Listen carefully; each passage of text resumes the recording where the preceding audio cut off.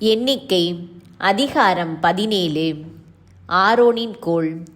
ஆண்டவர் மோசேயிடம் கூறியது: இஸ்ரேல் மக்களிடம் நீ பேசு.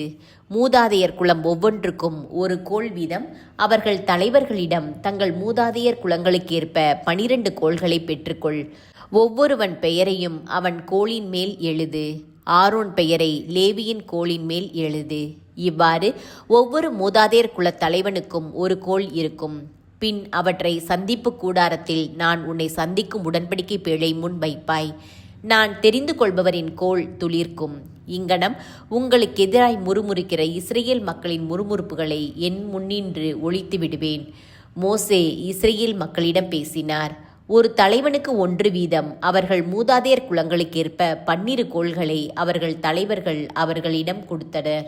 அவர்கள் கோல்களுள் ஆரோன் கோலும் இருந்தது. மோசே அந்த கோல்களை உடன்படிக்கை கூடாரத்தினுள் ஆண்டவர் திருமுன் வைத்தார்.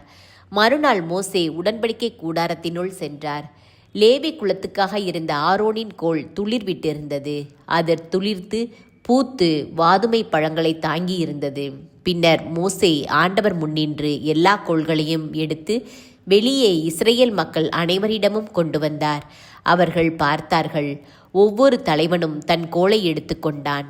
ஆண்டவர் மோசேயிடம், ஆரோன் கோலை திரும்ப எடுத்து உடன்படிக்கை பேழை முன் வை.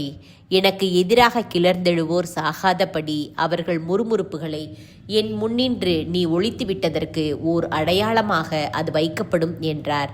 அப்படியே மோசே செய்தார். ஆண்டவர் தமக்கு கட்டளையிட்டபடியே செய்தார்.